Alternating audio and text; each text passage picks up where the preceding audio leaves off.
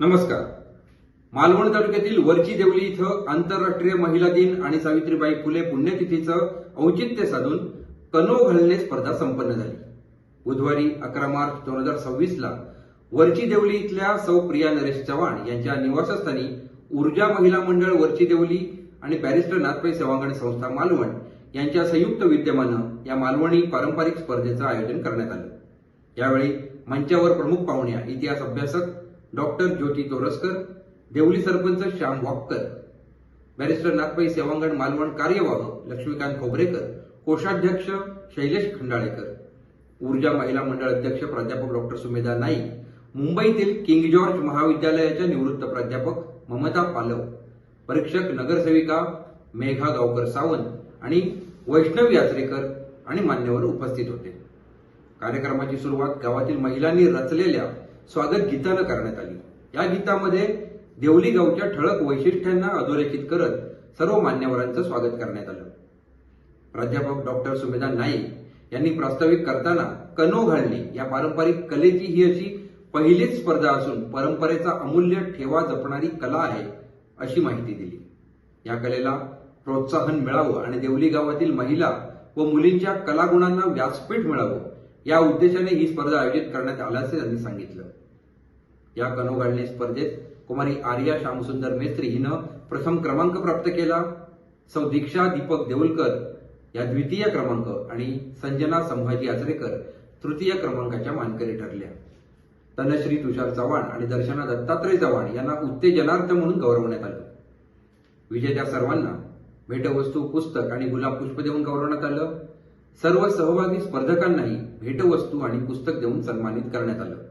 दरम्यान दीक्षा देऊलकर यांनी सहभागींच्या वतीने प्रातिनिधिक स्वरूपात मनोगत व्यक्त केलं. स्पर्धेचं परीक्षण मालवणच्या नगरसेविका मेघा गावकर सावंत आणि वैष्णवी यात्रेकर यांनी केलं. या स्पर्धेत 39 स्पर्धकांनी उत्स्फूर्त सहभाग घेतला. यावेळी इतिहास अभ्यासक डॉक्टर ज्योतिबुवा तोरसकर यांनी उपस्थित महिलांना जिजामाता साहेबांची सक्षमता, त्यांची बालशिवाची संगोपन सक्षमता तसंच छत्रपती शिवकालीन सर्वांगीण घटकांची स्वराज्य सक्षमता याविषयी संबोधित केलं. छत्रपती संभाजी महाराजांच्या बलिदान दिनाचं स्मरण करून उपस्थित सर्वांच्या वतीनं छत्रपती संभाजी महाराजांच्या स्मृतींना वंदन केलं. कनो घालणे या स्पर्धेला मिळालेल्या महिलांच्या प्रतिसादाची त्यांनी विशेष प्रशंसा केली आणि महिलांच्या एकत्रित सहकार्य व पुढाकारानं तसंच पुरुषांच्या सोबत असण्याच्या जाणीवांनी माणूस पण सक्षम होईल आणि खूप गोष्टी साध्य होतील असं त्यांनी सांगितलं. सेंद्रिय शेती, आहार आणि दैनंदिन जीवन याबाबत त्यांनी पद्मश्री राहीबाई पोपेरे यांच्या विशेष कार्याची माहिती दिली. डॉक्टर ज्योतिबुवा तोरसकर यांनी उपस्थित महिलांना पाल्यांचं बारकाईनं संगोपन ही गरज आणि कर्तव्य याविषयी विशेष मार्गदर्शनपर संबोधन केलं. यावेळी मान्यवरांसह मालवण नगर परिषदच्या नगरसेविका महानंदा कानोलकर, नगरसेविका तसंच आरोग्य सभापती पूनम चव्हाण, नगरसेविका अन्वेषा आचरेकर, सुदर्शन नाईक, मृण्मयी खोबरेकर, सेवांगण व्यवस्थापक संजय आचरेकर, कोळंबकर, तेजस्विनी पाताडे, देवली ग्रामस्थ आणि महिला उपस्थित होत्या. आपली सिंधुनगरी न्यूज चॅनलच्या प्रमुख संपादन सहाय्यक सानिका वायंगणकर यांचा यावेळी सन्मान करण्यात आला. कार्यक्रमाचं सूत्रसंचालन देवलीला ग्रामसंघ अध्यक्षा मधुरा गोवेकर यांनी केलं. बॅरिस्टर नाथपै सेवांगण कार्यवाह लक्ष्मीकांत खोबरेकर यांनी देवली गाव आणि बॅरिस्टर नाथपै सेवांगण हे दोन घटक प्राध्यापक डॉक्टर सुमेधा नाईक यांच्या माध्यमातून जोडले गेले असल्याचे सांगत यापुढेही विविध उपक्रमांसाठी देवली गावाशी निगडीत राहताना सेवांगण परिवाराला आनंद असेल असं सांगून कार्यक्रमाचं आभार प्रदर्शन केलं. कार्यक्रमाच्या यशस्वीतेसाठी प्रिया नरेश चव्हाण, तनश्री तुषार चव्हाण आणि अभिलाषा अशोक चव्हाण कुटुंबियांनी मेहनत घेतली.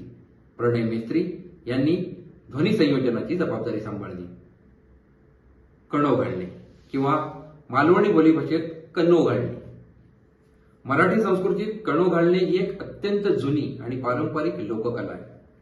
कोकण आणि पश्चिम महाराष्ट्रातील काही भागात ही कला प्रचलित आहे आणि ही प्रथा विशेषतः सण, उत्सव आणि मंगल प्रसंगी पाळली जाते.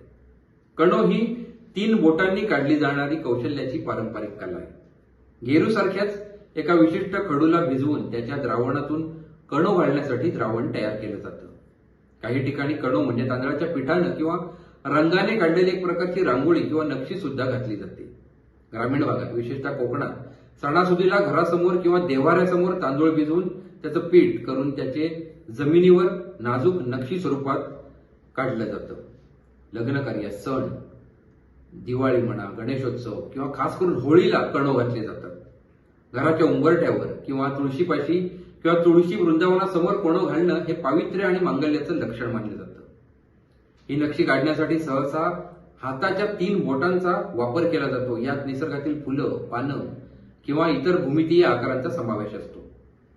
वरच्या देवलीतील कणो घालणे स्पर्धेत सहभागींमध्ये कुमारी ते ज्येष्ठ अशा जवळपास 39 जणींचा सहभाग नोंदवला गेला. तिथे कणाकणात आणि कणाकणाने सक्षमता शिकवणाऱ्या जिजाऊंची तडफ वावरत होती आणि पारंपरिक नक्षींसोबतच अक्षर शब्दांनी देखील कणो घालताना सावित्रीबाई फुलेंचे आशीर्वाद नांदत होते.